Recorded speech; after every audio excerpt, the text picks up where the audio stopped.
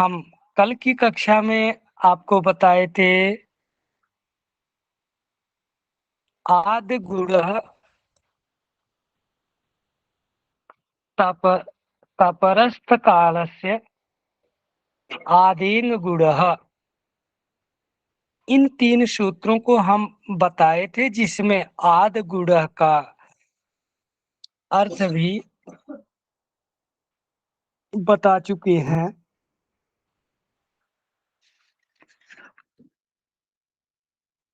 तो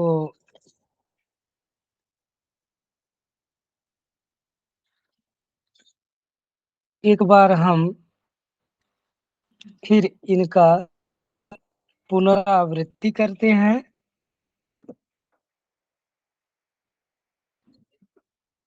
इसके बाद फिर हम आगे चलते हैं।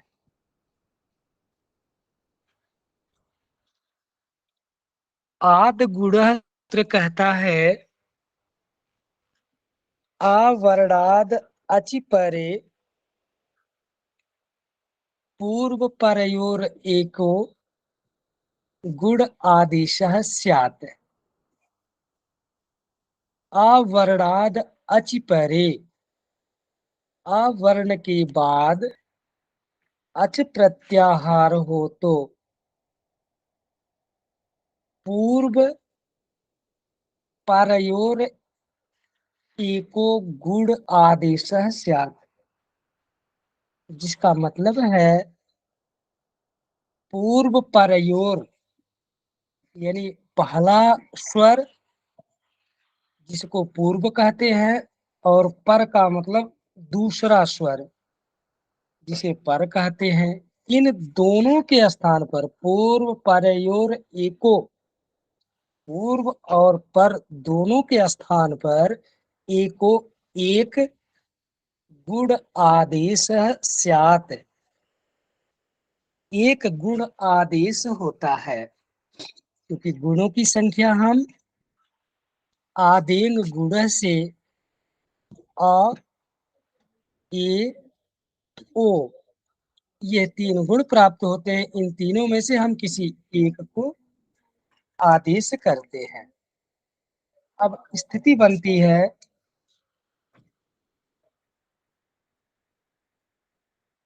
उप और इंद्र। जब हम उपेंद्र शब्द को अलग करते हैं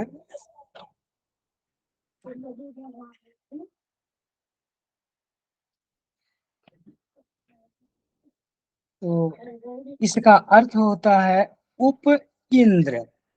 यह स्थिति होती है। इस स्थिति में पकारोत्तरवर्ती आकार के पश्चात इंद्र का इकार स्थित होने से आद गुण सूत्र से आकार और इकार इन दोनों के स्थान में एक गुण प्राप्त होता है। यह जो गुण है, अब चूंकि हम आपको 3 गुण बताए हैं, अ ए ओ, इन तीनों में से अगला सूत्र है स्थाने अंतरतमः। स्थाने अंतरतमः सूत्र से कंठ स्थानीय अ के तुल्य इकार के स्थान में अत्यंत सदृश कंठ तालु स्थानीय एकार अर्थात ए आदेश होता है। अब स्थिति यह बनती है उप इंद्र। इस दशा में अचहीनम वर्णम परेण संयोज्यम से वर्णों का संयोग हो करके उप इंद्र शब्द प्राप्त होता है। अब उप इंद्र शब्द को पद संज्ञा बनाने के लिए प्रथमा विभक्ति एक वचन में सुप प्रत्यय मिलता है। सुप प्रत्यय में प का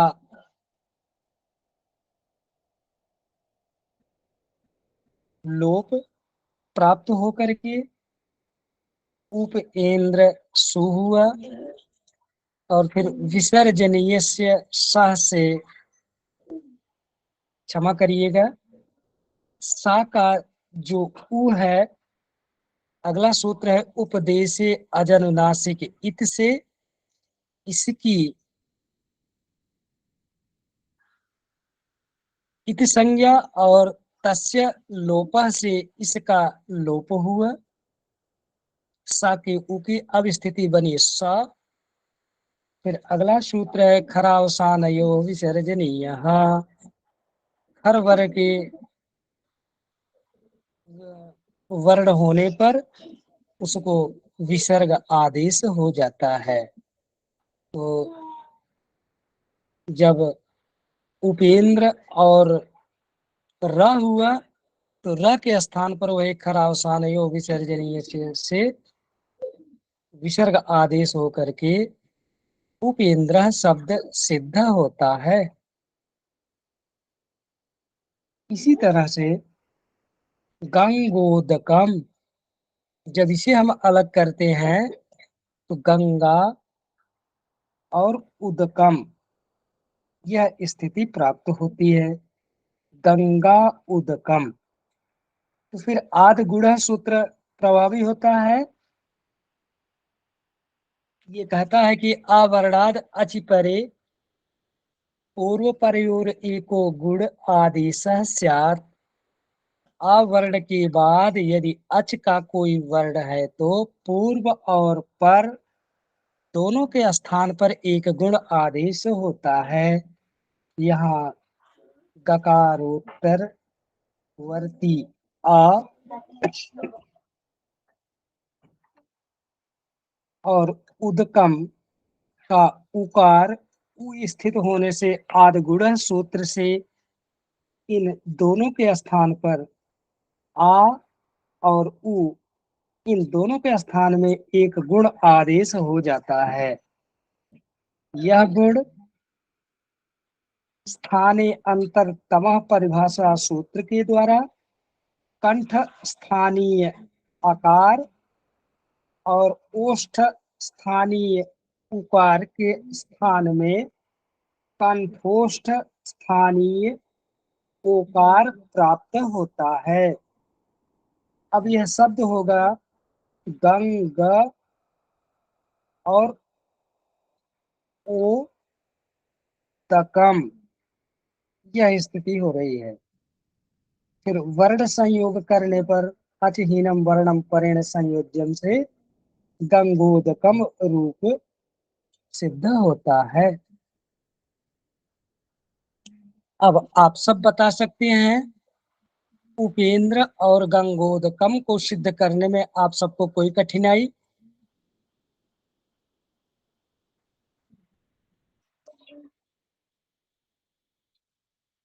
सबसे पहले आप यह जानेंगे आदेंग गुण आ, ए और ओ, ये तीनों गुण संज्ञक होते हैं। फिर आद गुण सूत्र है। आद गुण सूत्र का तात्पर्य यह है कि अवर्ण के बाद अच परे होने पर, अवर्ण के बाद अच अर्थात स्वर होने पर दोनों के स्थान पर एक गुण आदेश प्राप्त होता है, और स्थाने अंतरतमः से पूर्व के वर्ण और पर के वर्ण, इन दोनों के समतुल्य या सदृशतम जो वर्ण होता है वही गुणों में से आदेश हो जाता है। तो उपेंद्र में ई के स्थान पर ए आदेश हुआ है, और गंगोदकम में उदक के स्थान पर ओ आदेश होता है, यानी उ के स्थान पर ओ आदेश हो रहा है। और फिर लास्ट सूत्र है अचहीनम वर्णम परेण संयोज्यम से गंगोदकम सिद्ध होता है। और वहां पर उपेंद्र शब्द है, उपेंद्र की प्रथमा विभक्ति एक वचन के लिए सुप प्रत्यय, बाकी इत संज्ञा और तस्य लोपः से लोप, शब्द बनेगा सु। उपदेशे अजनुनासिका इत से स के उ की लोप, ओ इत संज्ञा और तस्य लोपः से लोप, सा हुआ। फिर विसर्जनीय से स से रु आदेश होता है, रुत्व होता है। फिर र के उ की उपदेश अजनुनासिका इत से इत संज्ञा और तस्य लोपः से लोप। अब शब्द बनता है उपेंद्र र, खरावसान यो विसर्जनीय से रेफ के स्थान पर विसर्ग आदेश होकर के उपेंद्र शब्द सिद्ध होता है। अब यदि आप सबको इसको समझने में कोई कठिनाई हो तो पूछ सकते हैं।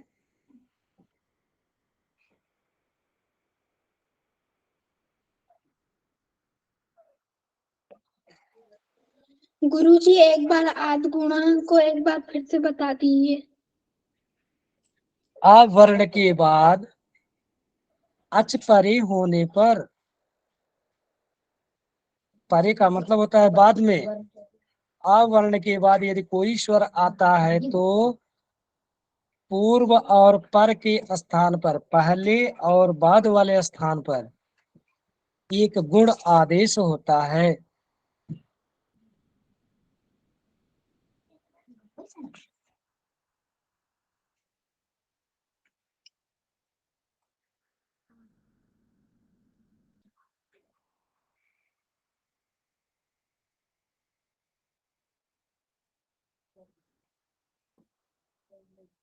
आगे चलें। जी गुरुजी। नयन महोदया आगे चलें। जी गुरुजी, यह जो अम है गंगोदक में, अम कैसे मिला? यह बराबर यह जैसे प्रातिपदिक नपुंसक लिंग वचन की विवक्षा में अनुस्वार का मकार हो जाता है। अमी पूर्व से, जी अमी पूर्व से, अमी जी पूर्व और तो अम से। जी महोदया। जी जी गुरुजी। गंगा उदक शब्द सिद्ध होता है और फिर स्त्रीलिंग की विवक्षा में अम आदेश हो जाता है, गंगोदकम शब्द बनता है। हम धन्यवाद गुरुजी। आगे चलते हैं। जी जी। अगला सूत्र है उपदेशे आजानुनासिक इत, जिसका संस्कृत अर्थ है उपदेशे अनुनासिको अच इत संज्ञः स्यात्।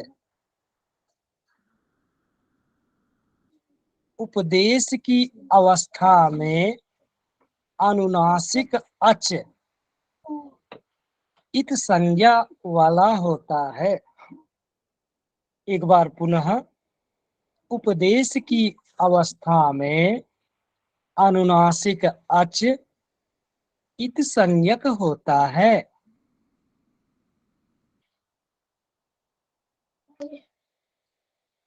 तो अच के अंतर्गत कौन कौन से वर्ण आते हैं, क्या आप सब बता सकते हैं?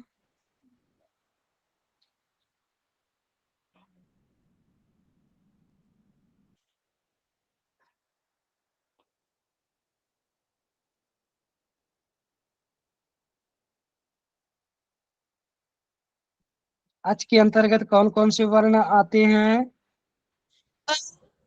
ई, उ, सभी स्वर। ई, ऋ, ए, ओ, ए, औ।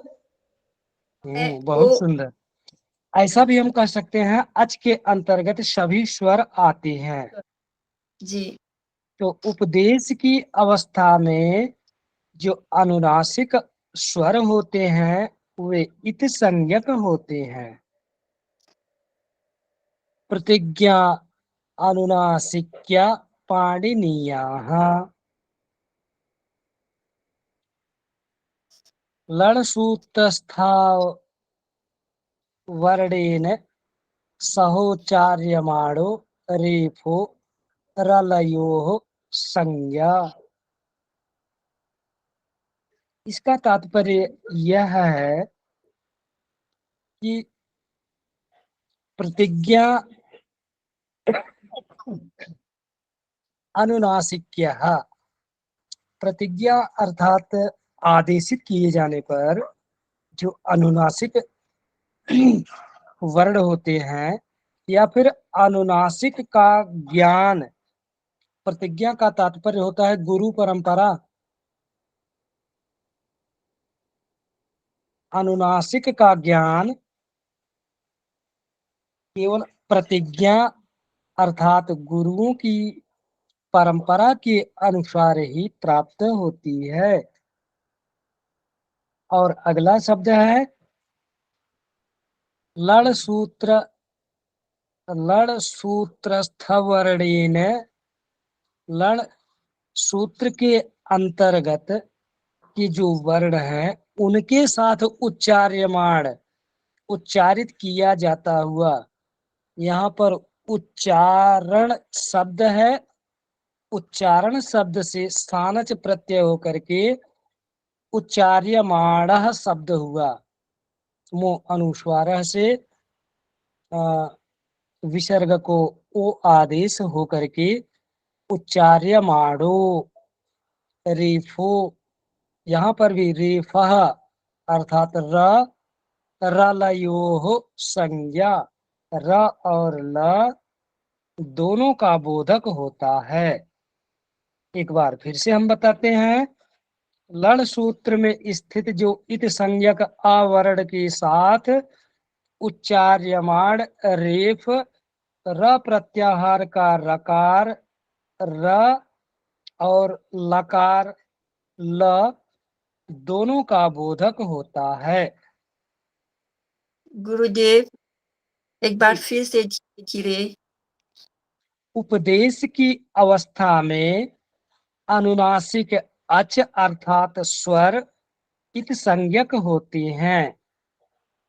आचार्य पाणिनि के द्वारा कहे गए वर्णों का अनुनासिक ज्ञान केवल गुरु परंपरा से प्राप्त होता है। जिस दिन हम आपको वर्णों का भेद बता रहे थे उस समय हम अनुनासिक और अनानुनासिक बताए थे। ह्रस्व अनुनासिक, ह्रस्व अनानुनासिक, दीर्घ अनुनासिक और दीर्घ अनानुनासिक।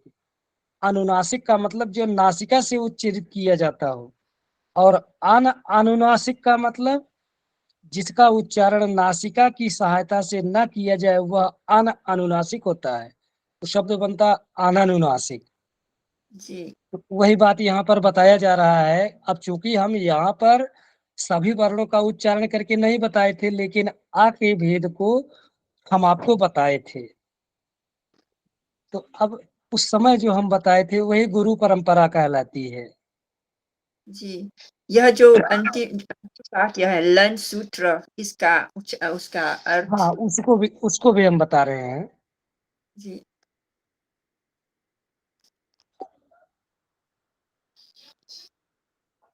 लड़ सूत्र में स्थित आ वर्ण के साथ उच्चार्यमाण रेफ,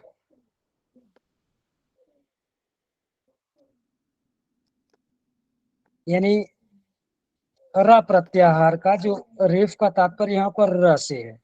एक तो लड़ जी सूत्र में इत संज्ञक ड़ है, ल के बाद जो हम आ का उच्चारण कर रहे हैं वह, और रेफ का यानी र प्रत्याहार का र। जी इसमें एक सूत्र होता है रलयोर भेदः।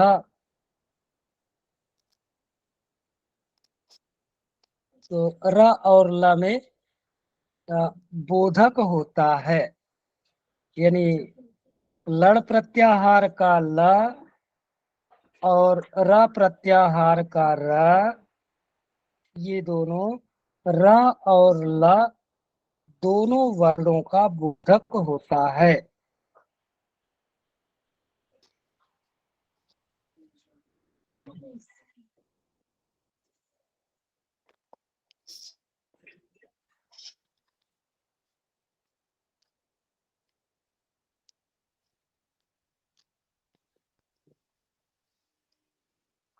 ये अब स्पष्ट हुआ? जी गुरुदेव, धन्यवाद गुरुदेव।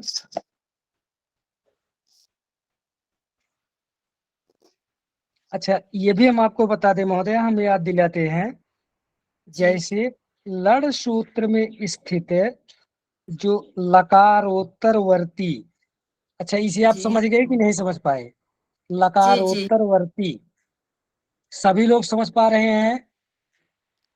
जी यदि न समझ पा रहे हैं तो हम इसे फिर से बताएं। लकारोत्तरवर्ती का मतलब होता है ला वर्ड के उत्तर अर्थात बाद में जो आ है उसकी इत संज्ञा होती है। अब ये कैसे होती है? एक सूत्र है, लड़ मध्य तिवत संज्ञकः, जो लड़ के मध्य में स्वर है वह इत संज्ञक होता है। ये प्रारंभ में ही हम आपको बता दिए हैं। ल के बाद में स्थित आकार यह अनुनासिक है। कौन से अच्छा, सूत्र है वे? ये इसी तरह से यह एक प्रत्याहार विधायक सूत्र है, और जब अनुनासिक है तो आदिर अंतेन संहिता, इस सूत्र को भी हम आपको बताए हैं। जी इसकी सहायता से एक संज्ञक वर्ण आ के साथ जो ह या व र ट, यहाँ पर र का योग होने पर र प्रत्याहार निर्मित होता है, जो कि रकार र और लकार ल, इन दोनों ही वर्णों का बोध कराता है। बस इसका तात्पर्य सिर्फ इतना ही है। अब हम आगे चलते हैं। अगला सूत्र है पूरणरपरः।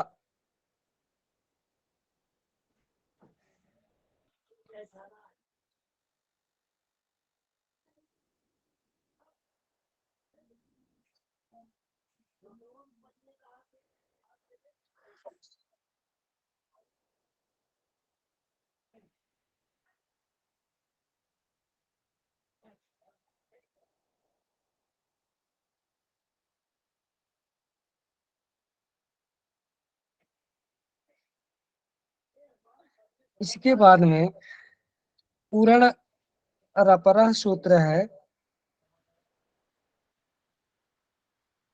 इसका तात्पर्य है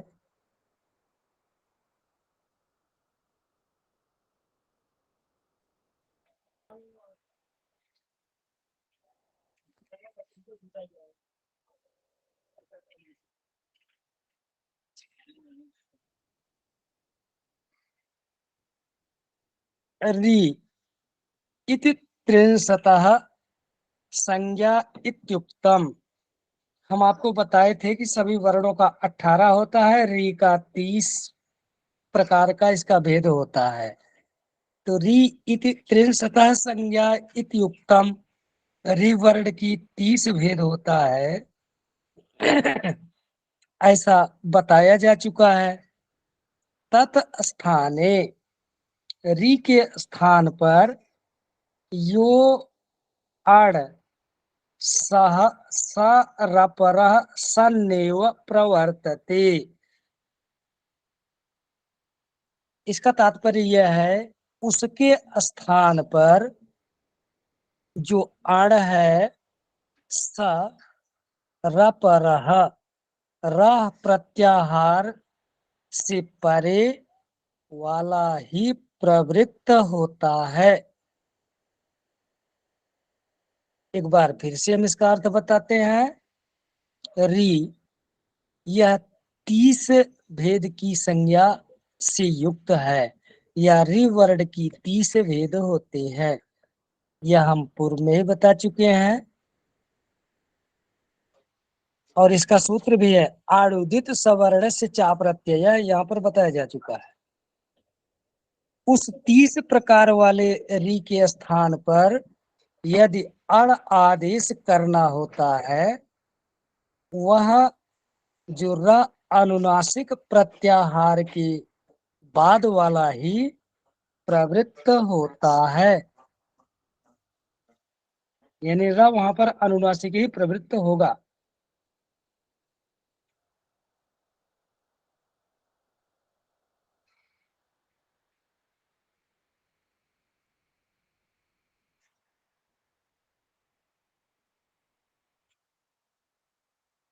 फिर से बताएं, आगे चलें। पूर्ण रपरः सूत्र।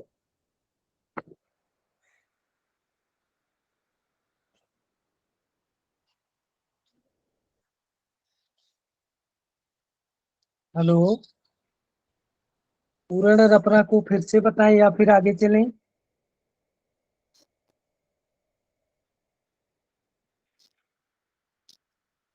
एक बार फिर से बता देते हैं।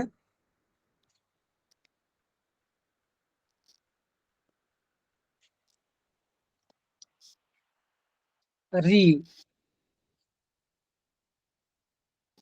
इति 63 संज्ञे युक्तम।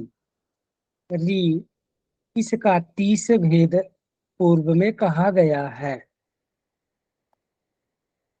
तत् स्थाने यो अण सरपरः सन्न्यो प्रवर्तते। उस री के 30 भेदों में से किसी के स्थान पर यदि हम यण प्रत्याहार का आदेश करते हैं, तो जो यण है, यण में या व र ल ये 4 अक्षर होते हैं। तो उस री के स्थान पर जो यण है, उस यण का र वर्ण ही आदेशित होगा। ये समझ में आ गया?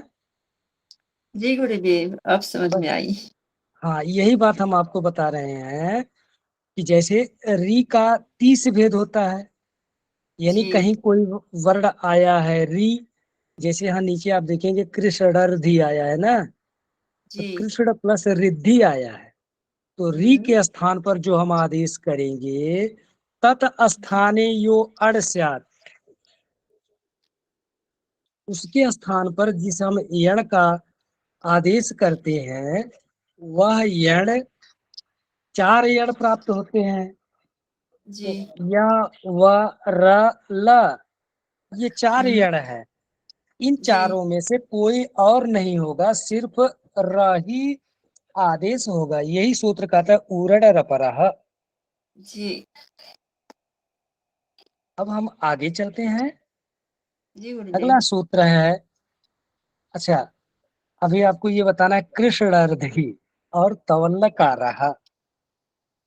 तो कृष्णर्धि में इसका संपूर्ण अर्थ होता है कृष्ण की रिद्धि, अर्थात कृष्ण की समृद्धि। भगवान कृष्ण की समृद्धि क्या है उसे तो आप सब जानते ही है, हम उसे नहीं व्यक्त कर पाएंगे, लेकिन इतना जरूर है कि कृष्ण की समृद्धि, यही इसका अर्थ है। अब शब्द बनता है कृष्ण और रिद्धि। कृष्ण और रिद्धि, इस स्थिति में आद गुड़ा सूत्र क्या कहता है? आवर्ण से परे, आवरणाद अच परे, पूर्व परयोर एक तीसा स्यात्।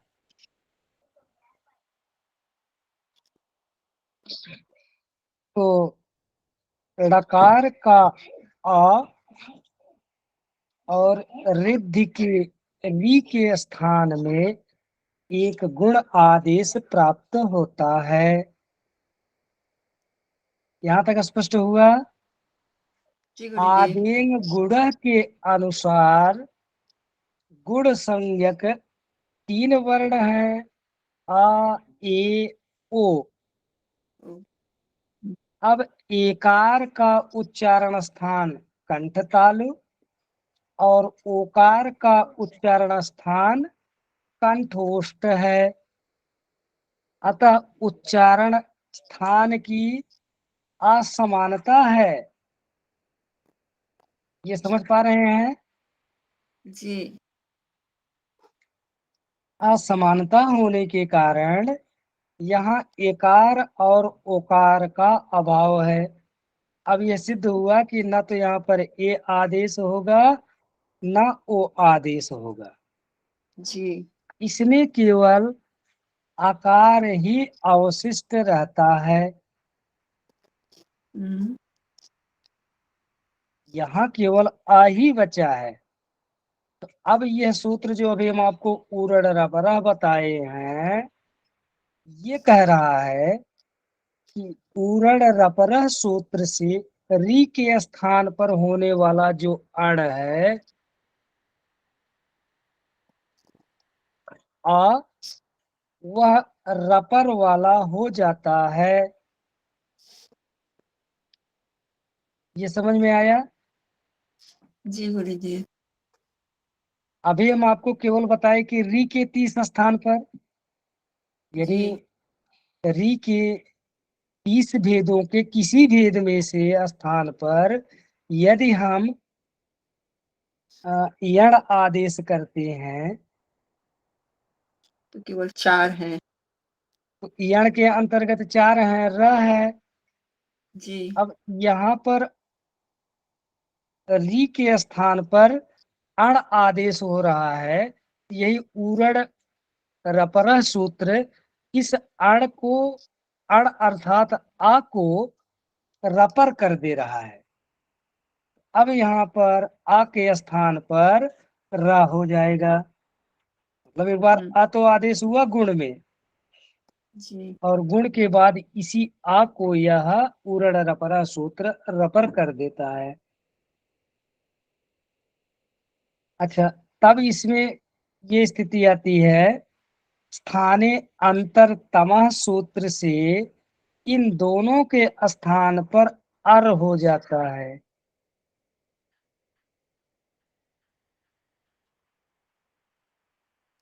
अरे आ तो है ही, उसी आ को यह रपर किया है।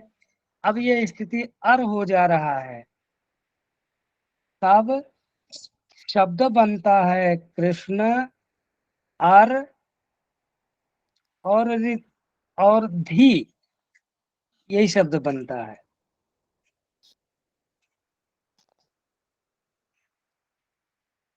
फिर से बताएं, ये अर कैसे हो गया, ये बताएं। ये ठीक है गुरुदेव। जी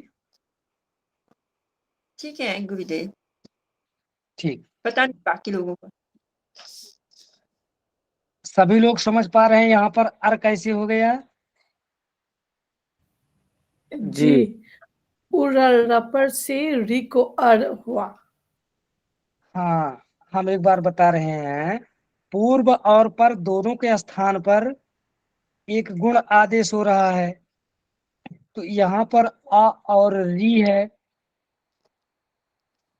अब री का उच्चारण स्थान और आ का उच्चारण स्थान, इन दोनों में समानता नहीं है। इसलिए यहाँ पर ए और ओ का आदेश नहीं हो रहा है। अब उरण रपरा सूत्र कहता है कि यदि री के स्थान पर हम कोई आदेश करते हैं तो वह केवल यण प्रत्याहार का र ही होगा।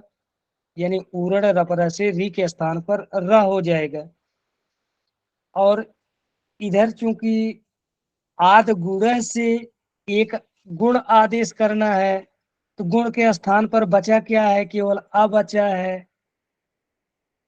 अब यहाँ पर स्थाने अंतरतम सूत्र से आ और र दोनों आदेश होकर के कृष्ण अर, फिर बचा क्या? धी बचा, दा धा ई। अब फिर वही वर्ण संयोग होकर के, यानी जहां पर हम वर्ण संयोग का नाम लेते हैं वहां पर अचहीनम वर्णम परेण संयोज्यम सूत्र प्रभावी होता है। तो अगर मान लीजिए हम अचहीनम वर्णम परेण संयोज्यम नहीं कह रहे हैं, केवल इतना कह देते हैं कि वर्ण संयोग होकर, तो आप सब ये समझ लेंगे कि यहाँ पर वर्ण संयोग का मतलब वही अचहीनम वर्णम परेण संयोज्यम सूत्र लगा है। जी। इससे शब्द सिद्ध होता है कृष्णार्थी। अब फिर इसकी पद संज्ञा बनाने के लिए प्रथमा विभक्ति एक वचन में सुप प्रत्यय प्राप्त होता है। फिर पा की इत संज्ञा और लोप, कृष्ण कृष्णार्थी सु हुआ। उपदेश अजनुनासिका इत से उकार का लोप, कृष्णार्थी सा हुआ। विसर्जनीय से सह से सा के स्थान पर रुत्व हुआ, रू कृष्णार्थी रू। फिर उपदेश अजनुनासिका इत से तस् लोप से र की उ का लोप, विसर्ज कृष्णार्थी र हुआ। फिर खरावसान यो विसर्जनीय से र के स्थान पर विसर्ग आदेश होकर के कृष्णार्थी शब्द सिद्ध होता है, जिसका अर्थ होता है कृष्ण की समृद्धि। आप सब बड़े साहस और धैर्य के साथ हमारा साथ देते रहे और बहुत ही शालीनता पूर्वक आप सब मेरी बात को समझने का प्रयास किया। मैं आप सभी का हृदय से स्वागत, अभिनंदन और अभिवंदन करता हूँ। आज की कक्षा यहीं पर बंद करने की अनुमति लेता हूँ। हम शांति मंत्र बोलेंगे तब आप सब लिप्त हो सकते हैं।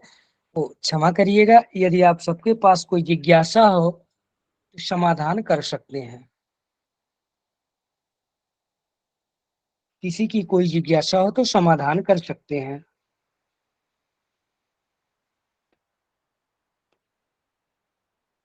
नहीं गुरु जी, आगे बढ़े। तो महोदय जी, समय तो पूरा हो चुका है।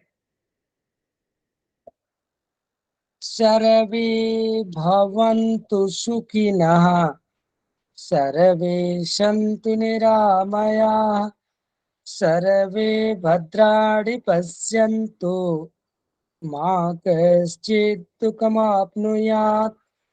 ओम शांति शांति शांतिः। धन्यवादाः। सर्वेभ्यः नमो नमः। नमो शुभरात्रि। नमः गुरु जी। पुनर्मिलामः। नमो नमो नमः। नमः सभी को। शुभ रात्रि। धन्यवाद। शुभरात्रि।